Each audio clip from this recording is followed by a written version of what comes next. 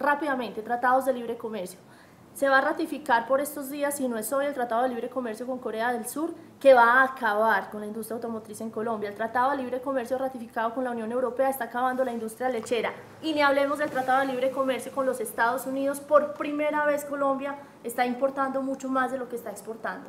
¿Va usted a asumir el costo político? Empiece diciéndome sí o no, de afrontar, por ejemplo, el Congreso de los Estados Unidos y decir, esto hay que renegociarlo. Es que posiblemente el Tratado de Libre Comercio, aunque como usted dice, tiene toda la razón, curiosamente, desde que se firmó el Tratado de Libre Comercio hace 4 años, comenzó casi que inmediato a caer, en vez de aumentar las exportaciones colombianas a Estados Unidos, comenzaron a caer. Ahora bien, sin embargo, curiosamente, el Tratado de Libre Comercio con Estados Unidos es de los mejores. En cambio, lo que usted dice, el tratado con Corea, realmente yo le he enviado un mensaje a la Comisión Segunda de la Cámara, le he pedido respetuosamente que no firmen, que no aprueben ese tratado de libre comercio con Corea. ¿Por qué? No vamos a exportar nada nuevo a Corea. Yo estuve encargado de las relaciones con Corea en una época cuando estuve de secretario económico del presidente Barco, y ellos incluso tienen un agradecimiento especial con Colombia, porque Colombia envió tropas, con muchos soldados colombianos murieron ayudando a Corea en la guerra de Corea. Entonces, no hay ningún producto colombiano que vaya a aumentar sus exportaciones a Corea por cuenta de este tratado. Doctor Peñalosa, pero es que usted no respondió a mi pregunta. ¿Va usted a pedir que se renegocie el Tratado de Libre Comercio, sí o no, con los Estados Unidos? No, de ninguna manera, no. El Tratado de Libre Comercio con Estados Unidos es precisamente uno donde podemos tener unas ventajas interesantes. Mire, nosotros desde la costa atlántica, desde la costa caribe colombiana, estamos más cerca del principal mercado del mundo, prácticamente, que es el noreste de los Estados Unidos. Estamos más cerca de Barranquilla o Cartagena que México. Entonces el potencial es muy interesante y además se afectarían muchas exportaciones de textiles si vamos a renegociar. Ese sí claramente no es uno para renegociar. Lo que sí debemos tener claro es lo siguiente: nosotros no vamos a abandonar a nuestros campesinos a que se desaparezcan frente a unas importaciones internacionales muchas veces subsidiadas. ¿Por qué? Por muchas razones, pero una de ellas es porque nuestros campesinos han sido los únicos prácticamente que llevan 50 años sometidos a la violencia. Entonces, obviamente, no se han podido hacer las inversiones, ni se han podido hacer los aumentos en productividad y demás que pueden haber hecho en Costa Rica o en Argentina o en otros países donde no han tenido este problema de la violencia rural, que han impedido más aún todavía hoy. Y por eso, ojalá que logremos un acuerdo de paz. Quiero hablar del tema de los baldíos. Se ha demostrado que empresas como Río Paila y otras grandes empresas nacionales e internacionales han cometido irregularidades concretas y demostradas en este asunto. ¿Cómo trataría? ¿Cómo haría frente usted? ¿Cómo sancionaría a las empresas que no han respetado? No, claramente, pues la ley contempla cómo se sancionan. Yo no entro a decir nada distinto de lo que hay que cumplir con la ley.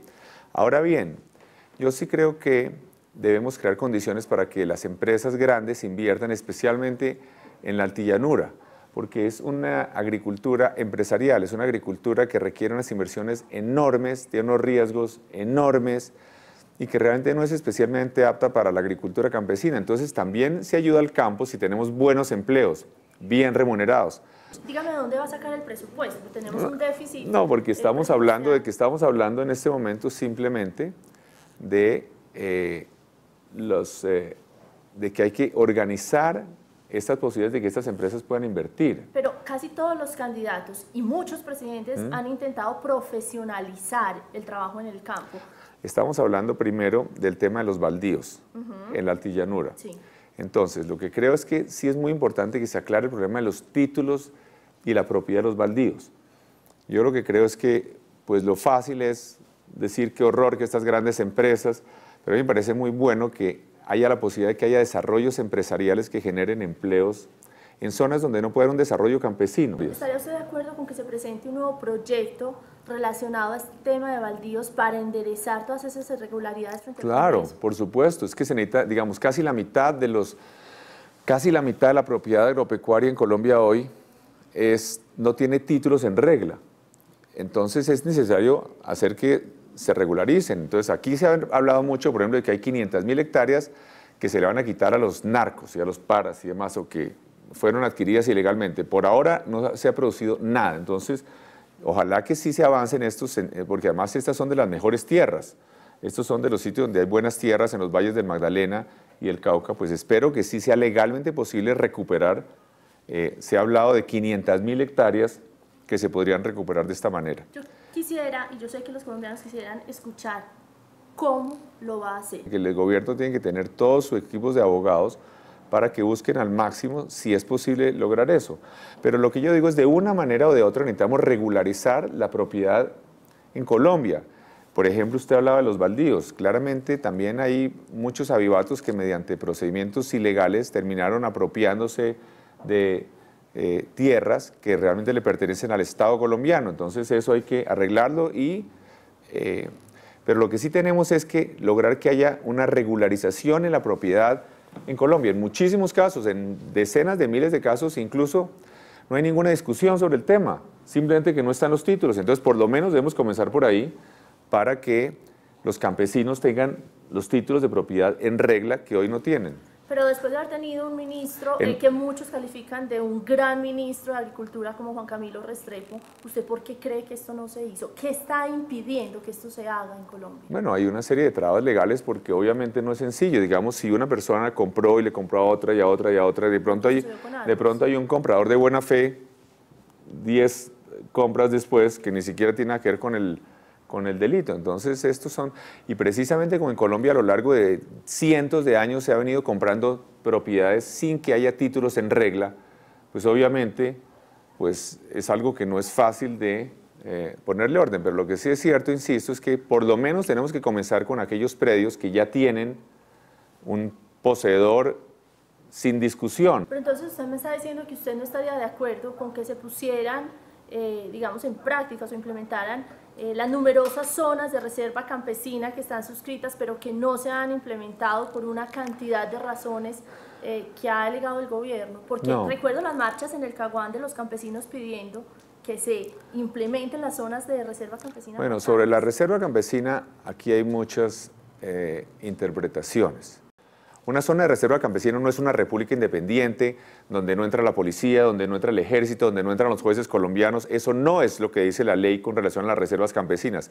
Y en la etapa inicial de las negociaciones, las FARC se refirieron a zonas de reserva campesina como si fueran esas repúblicas independientes y obviamente, felizmente, como tenemos un equipo negociador responsable, esto no se permitió y además se les recordó que lo que está contemplado en la ley definiendo la reserva campesina no es una república independiente. Discúlpeme, candidato, pero precisamente por esos días yo entrevisté a Pablo Catatumbo de Iván Márquez y me dijeron muy claramente que ellos no estaban hablando de repúblicas independientes. Bueno, por eso es lo que yo voy a decir, no, por eso, eso está hablando de la, no, por eso, exacto, si es lo que dice la ley no hay ningún problema. Básicamente se trata de proteger a los campesinos del capitalismo, digamos.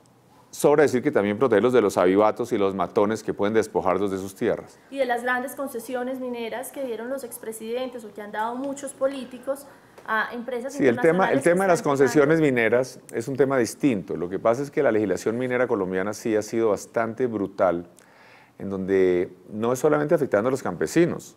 A los grandes terratenientes les pasa lo mismo, es decir, por ejemplo, para hacer explotación petrolera, aquí se le da una concesión petrolera a una empresa colombiana o extranjera, esto no es un problema de nacionalismos. Y allá llegan y entran a la finca y hacen su pozo, digamos, usted como propietario, no solo como campesino, puede ser un gran propietario. Yo conozco muchas personas donde llegan no los mineros, pero sí los petroleros, por ejemplo, y el propietario no puede hacer nada al respecto para impedir que... Pero es diferente si usted tiene 2.000 cabezas de ganado, si usted tiene 4 vacas... No, por eso, claramente, pero ahí hay un problema porque la ley colombiana sí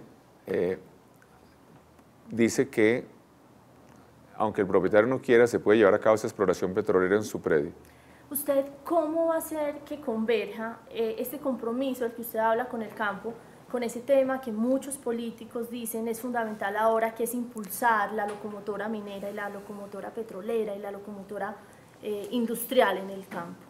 Las minas tienen que pagar todos los impuestos, los más altos posibles, nosotros que tenemos que cobrar, por eso tenemos que hacer una revisión de la legislación que hay en Colombia, comparándola con lo que hay en países como Canadá, como Australia y otros países mineros desarrollados, para garantizar que sí estén pagando unos impuestos y unas regalías que estén comparables a los demás del mundo. ¿Dispuesto a hacerle frente a los grandes lobbies de estas empresas, no solamente en el Congreso colombiano, sino por ejemplo en el Congreso en los Estados Unidos, para que se paguen impuestos más altos, para que rindan cuentas a Colombia? Es que mire, lo que es importante es lo siguiente, nosotros tenemos que tener claro que no solamente hay carbón en Colombia ni minería, en todas partes del mundo, incluso las perspectivas son bastante malas de que se vaya, la tendencia es a que caiga la demanda internacional del carbón. O sea que no es que la gente esté de rodillas viniendo aquí a hacer minería, hay muchos otros sitios donde pueden hacer minería en el mundo, ¿no? Colombia no es el único país del mundo que tiene minas. Pero ofrece unas condiciones muy favorables. No necesariamente, no necesariamente. Lo que yo creo es que tenemos que cobrar todo lo que podamos, los impuestos más altos que podamos, las regalías más altas que podamos, obviamente todas las exigencias de cuidado ambiental, todas, pero también tenemos que tener claro que estamos compitiendo con otros países en el mundo. Entonces tenemos que ver qué es lo más alto que podemos cobrar y sin perder de pronto algunas de estas inversiones. Doctor Peñalosa, usted está hablando de la precarización del trabajo en el campo y a muchos nos viene la pregunta ¿por qué hasta el momento usted no ha hablado de la situación de la mujer en el campo? No es que la situación de la mujer o de los niños y de todos los campesinos es una situación grave. El tema porque de la mujer nosotros es tenemos... Si usted mira las cifras de los últimos estudios que ha hecho, por ejemplo, Oxfam, el tema de la mujer en el campo, no solamente ella gana menos de la mitad de lo que gana el hombre en el campo, sino que es víctima de una violencia familiar muchísimo más alta de lo que sucede en las grandes ciudades. Es la primera víctima del desplazamiento por la guerra y de los actores armados, sean legales o ilegales, porque aquí todos desplazan. Entonces, ¿por qué no hemos sentido, le digo, ni en su agenda, ni en la de la mayoría de los candidatos, el tema de la mujer en el campo? Sí, es cierto, nosotros no hemos mencionado a la mujer, pero sí hemos mencionado la prioridad que tienen los campesinos. Nosotros hemos dicho que vamos a crear el Ministerio del Bienestar Campesino. Tiene que ver con el mejoramiento de las condiciones de vida de los campesinos. Tiene que ver con que haya nutrición. El peor problema de Colombia lo tienen en los 8 a 10 millones de campesinos. Allí es donde se encuentran los peores problemas de desnutrición. A la gente a veces le parece que porque vemos un par de gallinas corriendo alrededor de una casa que están bien alimentados. No, muchas veces ni siquiera pueden comérselas, tienen que venderlas. Candidato, somos muchos los que no hemos podido entender si usted está o no está en realidad comprometido con el proceso de paz. Y mi pregunta es muy concreta. Si usted es presidente, ¿va sí o no a respetar los tratados que se firmen en La Habana? Por favor, soy el que más costos ha asumido por defender y por respaldar las negociaciones en La Habana. Para mí sería muy fácil, teniendo en cuenta que el 70% de los colombianos están en desacuerdo con la manera como están llevando a cabo las negociaciones. Todas las encuestas muestran que más del 70%, más de 7 de cada 10 colombianos están en desacuerdo con la manera como están llevando a cabo las conversaciones en La Habana. Pero va a respetar entonces, lo que se firme allá. por supuesto, yo lo que he dicho es todo lo contrario, exactamente. Para mí lo fácil será criticar, ponerle peros, trabas, condiciones, eso es lo fácil. Y lo que hemos dicho es que todo lo contrario, vamos incluso a ratificar al equipo negociador, que nos parece idóneo y responsable, y no le vamos a dar ningún pretexto a la FARC. Decir, yo ratifico el equipo negociador, pero con instrucciones diferentes. No, por supuesto, por supuesto que respetamos lo que se acuerde, por favor, ¿no? Más aún, vuelvo a insistir, estoy asumiendo costos políticos grandes, precisamente por esto. Para mí, lo que me produciría más votos y más apoyo, que sería lo fácil, sería decir, poner toda clase de peros y de condiciones, que es lo que están haciendo los demás candidatos. Entonces, ahora bien, eso tampoco significa de ninguna manera que yo esté de acuerdo con los crímenes que cometen las FARC, que tenga ninguna simpatía por los crímenes que cometen las FARC contra Colombia y los colombianos, o que piense que de alguna manera hay que debilitar a las Fuerzas Armadas. Hay una de sus frases que a uno le parece que son difíciles de llevar a cabo. Usted dice, proceso de paz sí con generosidad, pero sin impunidad. ¿Usted cree que estos comandantes están sentados en La Habana para terminar sus últimos años después de haber combatido en armas por una causa justa o no, con métodos que nos gusten o no, pero que combatieron 40 años para terminar en una cárcel?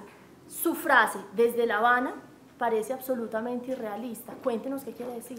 Bueno, quiere decir algo muy sencillo, que ya existen normas internacionales, parámetros internacionales, que permiten llegar a unos acuerdos siempre y cuando se cumplan los principios de verdad, de justicia, es decir, algún tipo de de sanción. Cárcel, está Y hablando concretamente de cárcel. es que no, yo hablo de lo que se acuerde, es que precisamente es donde no podemos hacer política los candidatos. Yo lo que he dicho es que respeto lo que se acuerde. A mí me interesa incluso más que la discusión de las sanciones, es las garantías de no repetición. Muchísimas gracias, muchas gracias por su tiempo. Gracias.